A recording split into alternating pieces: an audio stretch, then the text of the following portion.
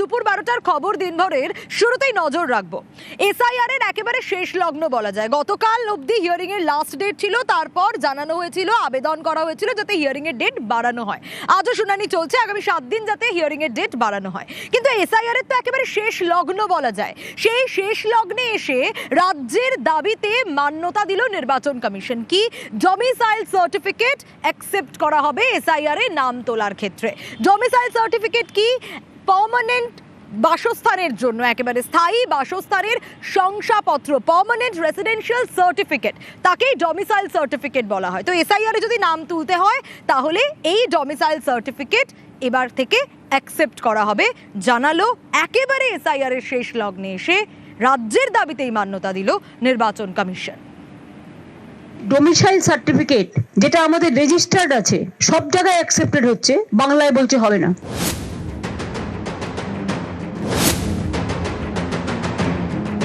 চৌঠা নভেম্বর থেকে শুরু হয়েছে এসআইআর।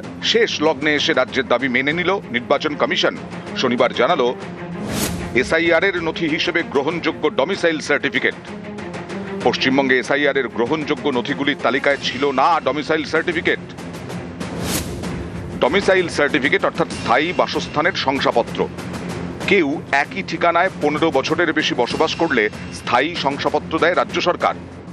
নভেম্বরে এসআইআর প্রক্রিয়া শুরুর পর বহু ভোটার নথি হিসেবে এই শংসাপত্র জমা দেন। গত ডিসেম্বরে রাজ্যকে চিঠি দেয় নির্বাচন কমিশন, জানতে চায় রাজ্যে ডমিসাইল সার্টিফিকেট ইস্যু করার নিয়ম কি। ডিসেম্বরেই কমিশনকে তা জানিয়ে দেয় রাজ্য। তারপর কেটে গেছে প্রায় 2 মাস। এসআইআর শুনানির শেষ লগ্নে এসে সেই ডমিসাইল সার্টিফিকেটকে মান্যতা দিল নির্বাচন কমিশন।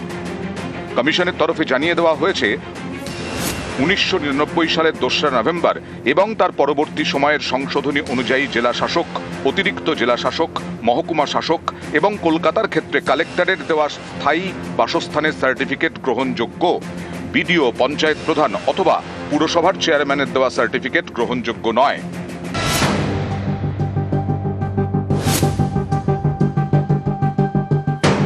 ডমিসাইল সার্টিফিকেট স্থায়ী বাসস্থানের শংসাপত্র। এসআইআর এ কেন রাজ্যের দেওয়া এই শংসাপত্র নেওয়া হবে না তা নিয়ে বারবার প্রশ্ন তুলেছেন মমতা বন্দ্যোপাধ্যায়। কখনো কলকাতা থেকে সুর চড়িয়েছেন। ডোমিসাইল সার্টিফিকেট যেটা আমাদের রেজিস্টার্ড আছে সব জায়গায় অ্যাকসেপ্টেড হচ্ছে, বাংলায় বলছে হবে না। কখনো দিল্লিতে গিয়ে সুপ্রিম কোর্টে সওয়াল করেছেন। They are not allowing the domicile certificate. They are not allowing the government certificate. SIR নিয়ে লড়াই বাংলা থেকে দিল্লিতে নিয়ে গেছেন মমতা বন্দ্যোপাধ্যায়। মুখ্য নির্বাচন কমিশনারের মুখোমুখি হয়েছেন, কমিশনের দপ্তরের সামনে সুর চড়িয়েছেন। কমিশনের সঙ্গে মমতার নজিরবিহীন সংঘাত দেখেছে গোটা দেশ। এসআইআর এর শেষ লগ্নে এসে রাজ্যের দাবিতে মান্যতা দিল নির্বাচন কমিশন। নিউজ 18 বাংলা। আর এই নিয়ে রীতিমতো রাজনৈতিক তরজা শুরু হয়ে গেছে। তৃণমূল কমিশনকে তোপ দাগছে ড্যামেজ কন্ট্রোলের চেষ্টা। একেবারে এসআইআর এর শুনানির যেদিন লাস্ট দিন ছিল সেদিন এসে মান্যতা দেওয়া হচ্ছে রাজ্যের দাবিতে, কোথাও গিয়ে ড্যামেজ কন্ট্রোল করার চেষ্টা করা হচ্ছে। অন্যদিকে বিজেপি বলছে, পাল্টা তোপ দাগছে, no SIR, no vote. Patient ভেন্টিলেশনে চলে গেছে, এখন পেশেন্টকে জল খাইয়ে লাভ কি? বর্বর নির্বাচন কমিশন কার্যত এটা মান্যতা দিল যে আমরা যে দাবিটা করেছিলাম সেই দাবিটা সঠিক। এই যে 1,36,00,000 মানুষকে লজিক্যাল ডিসক্রিপেন্সির নাম করে হয়রানি করা হলো, ভোগান্তির শিকার হতে বাধ্য করা হলো, এই জিনিস অনেক আগে ইমপ্লিমেন্ট করা উচিত ছিল। অসভ্য বিজেপির অঙ্গুলি হেলনে এই কাজ করছে শুধুমাত্র বাংলার বৈধ ভোটারদের ভোটার তালিকা থেকে বাদ দিয়ে, কারণ ওরা জানে বাঙালি ভোট দিলে বিজেপি হারবে। ওরা আবার কি সরব হবে? প্রথমে 11টা কি ছিল একটু দেখে নিন, তারপরে তৃণমূল কংগ্রেসের লোকেদের বলতে বলুন। ওনারা তো অনেক কথাই বলেন। ওনারা সরব হবার পরেই তো টিএন সেশন ভোটার মানে আমাদের ওই ভোটার এপিক ইস্যু করেছিলেন। ওনারা সরব হওয়ার পরেই হাওড়ার ব্রিজ তৈরি হয়েছিল। ওনারা সরব হওয়ার পরেই আরও অনেক কিছু হয়েছে। সুতরাং এই নিয়ে আমাদের বলার কিছু নেই। আমাদের দাবি পরিষ্কার, একটা পরিষ্কার ত্রুটিমুক্ত ভোটার লিস্ট। আচ্ছা, এসআইআর শুনানির ডেডলাইন তো হিসেব মতো পার হয়ে গেছে, কিন্তু এখনো আপত্তি কমিশনের। হ্যাঁ, পঞ্চায়েত অফিসে শুনানির জন্য এখনো পর্যন্ত কমিশনের আপত্তি, যেখানে এসআইআর শুনানির ডেডলাইন পার হয়ে গেল। আইন শৃঙ্খলার কারণ দেখিয়ে সুপ্রিম কোর্টেও হলো জানানো হয়েছে, হ্যাঁ, হিয়ারিং এর ডেট যাতে বাড়ানো হয়, কিন্তু হিসেব মতো তো ডেডলাইন পার হয়ে গেছে এসআইআর শুনানির গতকালই, এখনো আপত্তি। দেখো, কমিশনের তরফ থেকে হলফনামা যেটা দেওয়া হয়েছে, সেই হলফনামা সর্বোচ্চ আদালতের শুনানির কাছে সেই হলফনামা গিয়ে পৌঁছাবে এবং কমিশনের তরফ থেকে সেই হলফনামাতে পঞ্চায়েত অফিসে শুনানির কথা নিয়ে আপত্তির কথা জানানো হয়েছিল এবং সেখানেই তাদের বক্তব্য ছিল যে পঞ্চায়েত অফিসের যে শুনানি রয়েছে পঞ্চায়েত অফিসে, সেখানে আইন শৃঙ্খলার পরিস্থিতির সমস্যা রয়েছে এবং আগামী দিনেও তো কিছু শুনানি হবে, তার কারণ চূড়ান্ত ভোটার তালিকা বেরিয়ে যাওয়ার পরেও শুনানির কিছু জায়গা থাকে। ফলে সেই সমস্ত ক্ষেত্রের কথা মাথায় রেখেই কিন্তু এই আবেদন জাতীয় নির্বাচন কমিশনের তরফ থেকে করা হয়েছে এবং পূর্ববর্তী কিছু ইনসিডেন্টের কথাও কিন্তু এখানে উল্লেখ করা হয়েছে।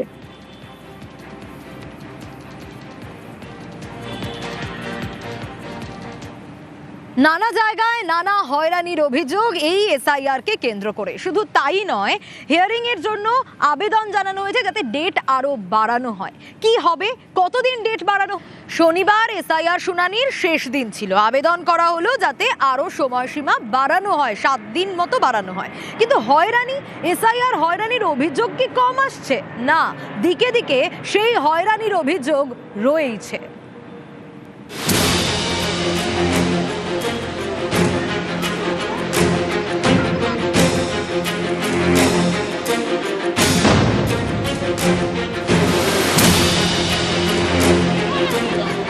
কেউ শিশু কোলে এসআইআর শুনানির লাইনে, কেউ আবার অন্তঃসত্ত্বা, তবুও ঘন্টার পর ঘন্টা লাইনে দাঁড়িয়ে থাকতে হয়েছে বলে দাবি। শনিবার এই ছবিটা দেখা গেল মালদা জেলা স্কুলে এসআইআর শুনানির শেষ দিনে। বাচ্চার বয়স 2 মাস, অনেকক্ষণ হয়ে গেল, মোটামুটি 3-4 ঘন্টা হয়ে গেল, 3-4 ঘন্টা হয়ে গেল। অনেক অসুবিধা হচ্ছে, রোদ রয়েছে বা লাইনে অনেক ভিড়, বাচ্চা থাকছে না তো, ছিনমিন করছে, 2 মাসের বাচ্চা, এত গরমে মানুষের চাপে। হিয়ারিং এ এসেছি ভুলের কারণে, আর কি বলে যে আজকালের মধ্যে আছে প্রচন্ড ব্যথা করে পেটে। কি আছে আজকালের মধ্যে? কি হবে তো? সন্তান হবে। তুমি গর্ভবতী আছো? প্রেগন্যান্ট আছো? কি সমস্যা হচ্ছে? এরকম সমস্যা হচ্ছে, পেটের ব্যথা, দাঁড়িয়ে থাকতে পারছি না, এরকম।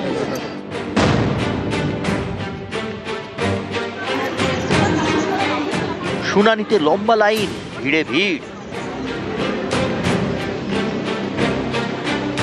এটা উত্তর 24 পরগনার হাড়োয়া বিডিও অফিসের শনিবারের ছবি। আমি আমার মাধ্যমিক পাস কিংবা উচ্চ মাধ্যমিক পাস, বিএ পাস সার্টিফিকেট দিয়েছি, জন্ম সার্টিফিকেট দিয়েছি, আমার কোনো কাগজপত্রই ভুল নেই। তারপর ডেকেছে কেন, ওরা বলছে ভুল আছে তাই ডেকেছে। হ্যাঁ, 100 বার হয়রানি, এগুলোকে জনগণের হয়রানি করছে।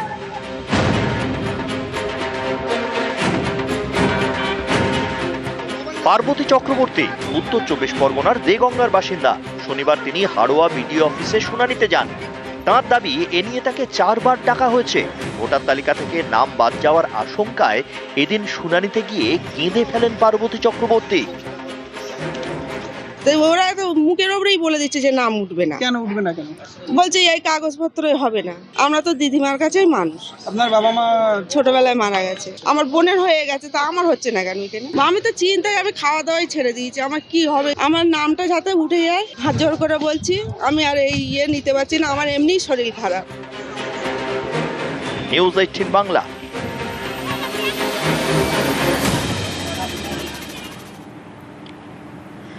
রাজারহাটের দিকে নজর রাখবো, কারণ জমি হাঙরের দৌরাত্ম্য সে অভিযোগে উঠে আসছে। হ্যাঁ, জমি দখলের অভিযোগ উঠে আসছে রাজারহাট থেকে।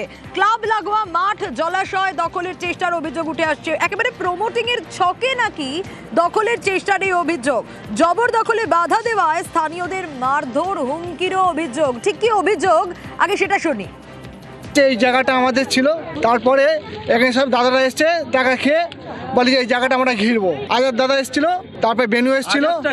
আজাদ হচ্ছে গুন্ডা, নারায়ণপুর টপ গুন্ডা। আমরা এখানে বাসিন্দা, আমরা এখানেই থাকবো। এই যে মাঠটা, এটা 2014 থেকে এক্সট্রা অর্ডার থাকার পরেও তা সত্ত্বেও এখানে কি করে তারা ঘিরতে আসে? পুরো এর মূলে আছে তাপস চ্যাটার্জি, এলাকার লোকাল কাউন্সিলর রহিমা আছে। জমি হাঙরের এরকম দৌরাত্ম্য কিভাবে, এই প্রশ্ন বারবার করে উঠছে। অনুপ রয়েছে আমার সঙ্গে। অনুপ, কার হাত রয়েছে মাথার ওপর? কার বা কাদের মদতে এই সাহস পাচ্ছে যে স্থানীয়রা এভাবে অভিযোগ করছে?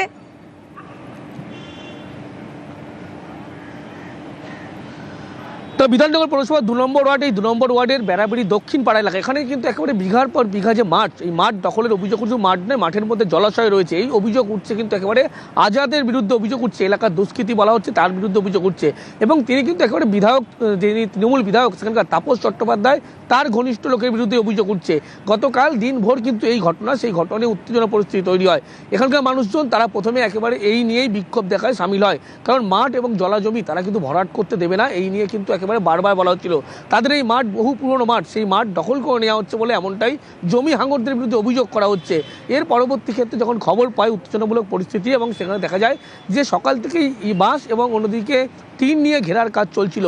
এলাকার মানুষ তারা প্রথম প্রতিবাদ করে, বিক্ষোভ দেখাতে শুরু করে, এবং সেই সময় আজাদ বিধায়ক ঘনিষ্ঠ আজাদ তিনি লোকজন নিয়ে গিয়ে সেখানকার মানুষজনকে মারধর করে, এমনটাই কিন্তু সেই চিত্র উঠে আসে।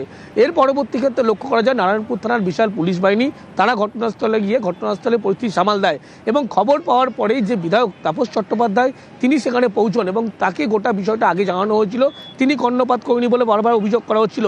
শুধুমাত্র তার ঘনিষ্ঠ যে আজাদ তার বিরুদ্ধে অভিযোগ করা হচ্ছে না, বিধায়কের বিরুদ্ধেও কিন্তু বারবারই অভিযোগ করা হচ্ছে। এলাকার মানুষজন তারাই খোদ অভিযোগ করছে, অর্থাৎ জমি হাঙ্গরটা যে এই বিঘার পর বিঘা জমি এবং সেখানে জলাশয় রয়েছে সেগুলো হাতিয়ে নেওয়ার চেষ্টা করছিল, বড় গ্রুপ সেখানে কাজ করতে এসছে, তারাই কিন্তু গোটা ঘটনা এমনটা ঘটাচ্ছে বলে জানাচ্ছে।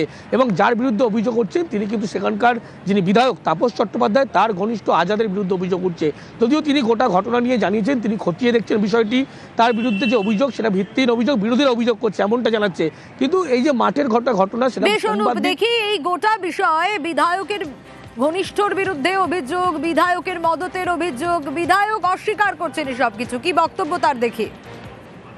আমি এটা শুনেছি, আমি আসলাম, সোমবার বসবো, পাবলিকের যা ব্যাপার আছে বিষয়টাকে রাখবো। আমি চিরকালই এই নীতিতে বিশ্বাস করি যে গরিব মানুষের উন্নয়ন, বেড়াবেড়ি মানুষ যাতে কোনো ভুল বোঝাবুঝি না হয়। আমি নিজে চলে এসেছি সব মিডিয়া থেকে, আপনার ব্যাপারটাকে রেখেছি, আপনারা সকলেই থাকুন। সুতরাং এটা আমরা বসে সেটেলমেন্ট করবো, কোনো অসুবিধা হবে না। পুকুর কোনো ভরাট করার কোনো ব্যাপার নেই। আমার বিরুদ্ধে অভিযোগ করে আপনার বিরুদ্ধে বলছে বক্তব্যে, মানে ওদের বক্তব্যে যদি কেউ একজন দুজন বলে থাকে তাহলে আমাদের হয়তো বিরোধী, তো এরকম ভাবে বলতে পারে না। ওই কথা বলে যদি উইথড্র না করে তাহলে আমি কিন্তু মিটিং এ বসবো না। আর কোনো বক্তব্য থাকলে নিশ্চয়ই হচ্ছে সেটা আমরা সবাই মিলে বসে করবো। সোমবার ঠিক হয়েছে, ওদের কিছু দাবি আছে, কমিউনিটি সেন্টার আদার্স ন্যায্য কি অন্যায্য সেটা বসে সবাই মিলে বসে সেটাকে ঠিক হবে। একটা ভুল বোঝাবুঝি হচ্ছিল, সেটাকে মিটিয়ে দেওয়া হয়েছে। হেডলাইন্স নিবেদন করছে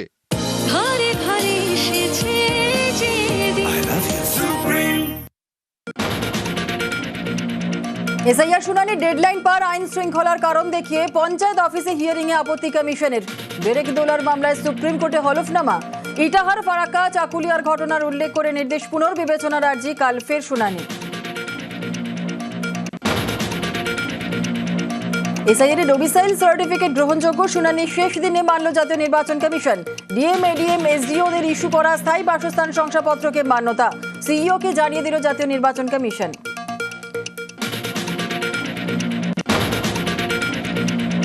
এসআইআর স্থায়ী বাসস্থান শংসাপত্র গ্রহণে বারবার চাপ, সুপ্রিম কোর্টেও জোরালো সওয়াল মুখ্যমন্ত্রীর।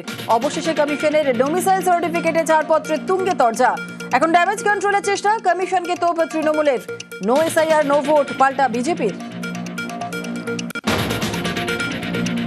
পুলিশের থেকে বাঁচতে আত্মগোপন পুলিশ অফিসারেরই। আইনের লড়াইয়ে দরকার ট্যাকটিসও। গিয়েছিলেন ছোটা জাকিলের বাড়িতে, কেমন ছিল অভিজ্ঞতা, কি বলছেন একসময় দুদে অফিসার, সন্ত্রাস মোকাবিলার পাশাপাশি আর কি কি চ্যালেঞ্জ। সপ্ত শিশুমের মুখোমুখি গৌতম দাস, দেখুন কেস ডায়েরি না বলা কথা, দ্বিতীয় অংশ, রাত 10:30টায়। হেডলাইন্স নিবেদন করলো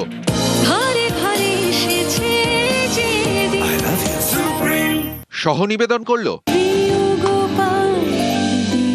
কলকাতায় আর জেলায় জেলায় ক্যান অ্যাক্টিভ ক্যান ফেয়ার সেরাম কাজ করে ত্বকের ভেতর থেকে এবং দূর করে দাগ, ছোপ, pimple. Serum, one of the largest patholab achieved international award in London. Begin with Serum. তালমিছরি মানেই দুলালের তালমিছরি। লেবেলে দুলালের তালমিছরি লেখা দেখে তবেই কিনুন।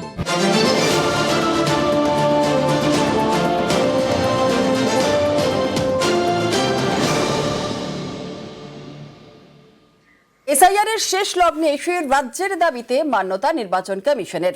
এসআইআর এর নাম তুলতে গ্রহণযোগ্য ডোমিসাইল সার্টিফিকেট শেষ লগ্নে এসে জানালো নির্বাচন কমিশন।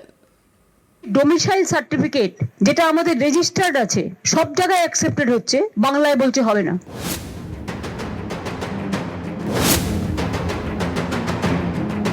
চৌঠা নভেম্বর থেকে শুরু হয়েছে এসআইআর। শেষ লগ্নে এসে রাজ্যের দাবি মেনে নিল নির্বাচন কমিশন। শনিবার পশ্চিমবঙ্গে এসআইআর এর গ্রহণযোগ্য নথিগুলির তালিকায় ছিল না ডমিসাইল সার্টিফিকেট। ডমিসাইল সার্টিফিকেট অর্থাৎ স্থায়ী বাসস্থানের শংসাপত্র।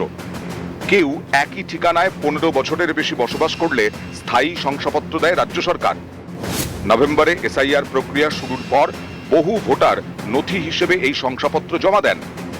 গত ডিসেম্বরে রাজ্যকে চিঠি দেয় নির্বাচন কমিশন, জানতে চায় রাজ্যে ডমিসাইল সার্টিফিকেট ইস্যু করার নিয়ম কি। ডিসেম্বরেই কমিশনকে তা জানিয়ে দেয় রাজ্য। তারপর কেটে গেছে প্রায় 2 মাস। এসআইআর শুনানির শেষ লগ্নে এসে সেই ডমিসাইল সার্টিফিকেটকে মান্যতা দিল নির্বাচন কমিশন।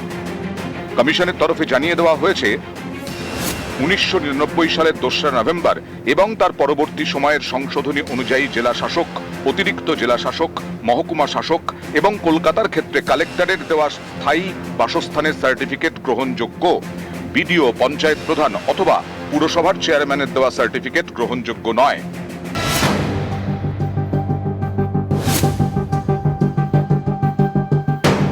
ডমিসাইল সার্টিফিকেট স্থায়ী বাসস্থানের শংসাপত্র। এসআইআর এ কেন রাজ্যের দেওয়া এই শংসাপত্র নেওয়া হবে না তা নিয়ে বারবার প্রশ্ন তুলেছেন মমতা বন্দ্যোপাধ্যায়। কখনো কলকাতা থেকে সুর চড়িয়েছেন।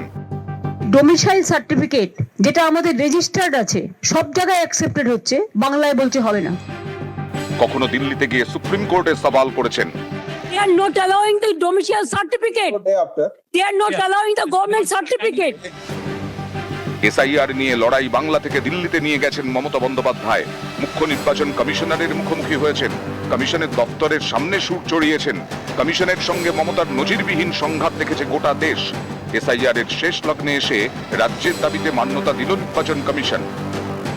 নিউজ 18 বাংলা।